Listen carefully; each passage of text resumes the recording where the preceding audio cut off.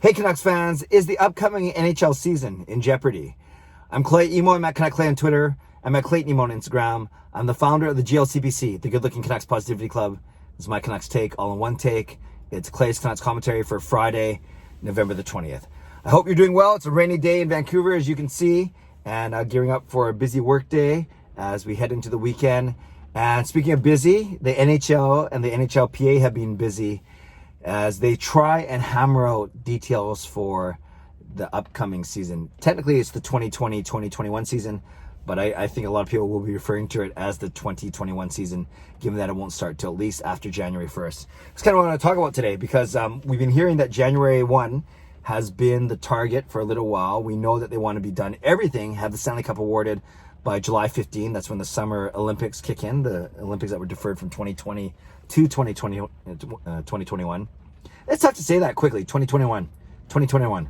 Say that 10 times fast. No, you don't have to, but if you want to, you can. But everything we've been hearing from Pierre LeBrun, from Greg Wyshynski, from everyone that has Elliot Friedman that seems to know a lot about the negotiations between the NHL and the NHLPA is not going well. And no one is waving the white flag. So even though I led with is the season in jeopardy, no one's saying that it's not going to get done. I think there's an optimism, a quiet confidence that it will get done. The league simply cannot afford another lockout, another work stoppage, whether the players strike or the owners lock them out. Neither side wants that in a pandemic, and we see how much damage is being done. And they saw kind of the acrimony, and they saw the negative reaction that fans had to the MLB, to Major League Baseball, when they were fighting over their money and their return to play. So I think it's fair to say, and let's use that as a starting point, no one wants the season to be canceled. Although there's some owners, as I've mentioned, that they would probably lose less money by not playing than playing with no fans in the stands. But we've talked about that before. I'm sure we'll end up talking about that again. Today I want to talk about kind of the sticking points in the negotiations from what I've read and from what I've heard and from what I understand.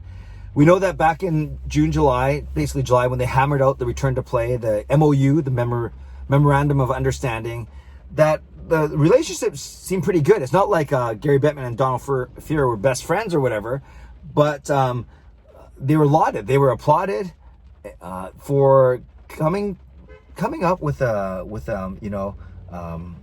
agreement that brought hockey back, relatively quickly and very safely. No positive tests at all, which is pretty amazing in the 2 months that they returned to play.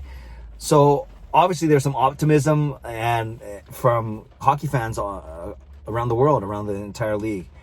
But then when they sat down to talk about this upcoming return to play and the agreement, it's tricky. It's tricky because there's so much uncertainty. We don't know when fans will be allowed in the stands. We don't know how many fans there'll be, and we simply don't know the money effect. So I get on the owner side, they're saying, well, we're not going to be making any money again. We're not going to be creating revenue. This is really tough, and we are bleeding millions. I understand from the player side, they're saying, wait a sec, we negotiated all these things in good faith just 5 months ago.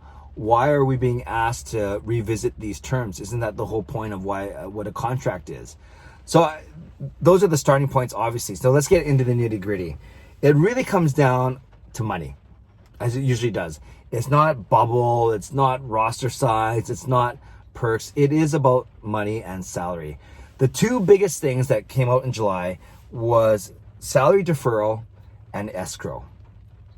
Salary deferral off the top, 10%. Now, it wasn't salary keep or salary loss. It was salary deferral, meaning 10% of a player's salary he would not get this season, but it would be deferred into a time where the NHL is making more money and there's more revenue. So 10% off the bat. So now a player is making 90%.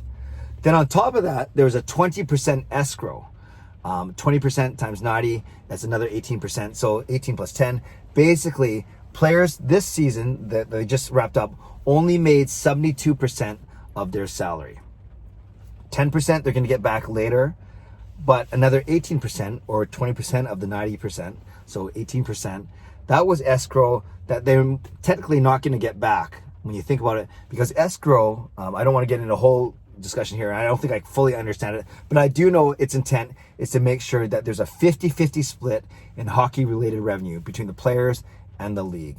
50-50 split. And escrow is basically held to make sure that one side gets paid the proper amount to even out the split. And obviously last season, near the end of the season, there were no revenues. There's no hockey-related revenues, or at least gate receipts, right? Because there are no fans. So there's a bit of advertising, maybe a little bit, but certainly the players were getting paid their salary. So the players technically were doing better than the owners, is the best way to say it. And when it came to splitting up the hockey-related revenue, 50-50, the players likely owed the owners some money because simply there wasn't a lot of money to go out, and the players were making more than the owners when it came to that 50-50 split. That's why the escrow.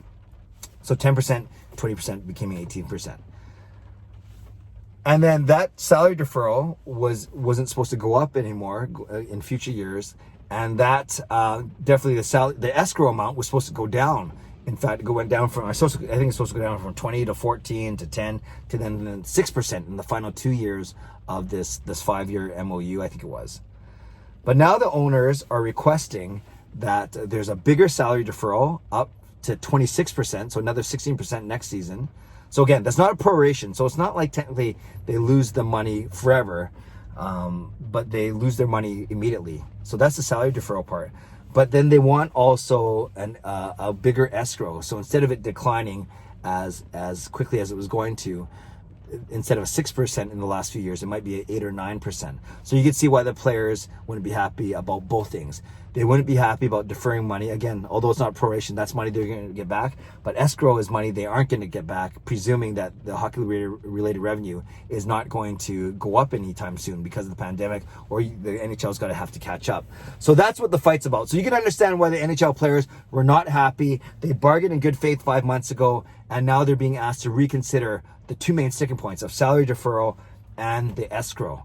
And understandably, it was met. The proposal from the NHL was met incredulously by NHL players on the call. Now, I think the players will indeed concede a little bit because they want to play, but I certainly think they're going to ask for other things.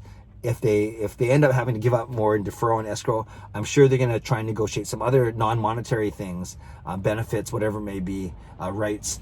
So that's something to keep an eye on over the next few days for sure.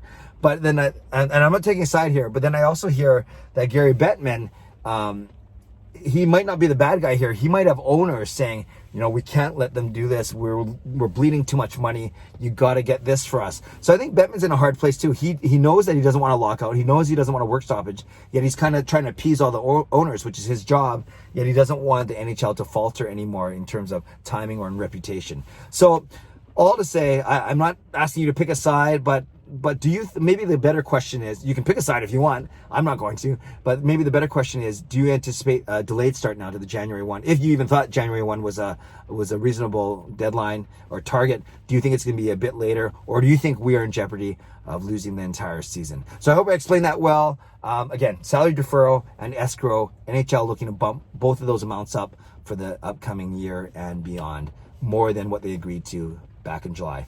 Let me know what you think. Leave a comment below. I love to read, react, and reply. Subscribe if you like to. Like this video if you like to. Stay safe, stay healthy. Take care of yourselves and take care of each other. God bless, and go Canucks go.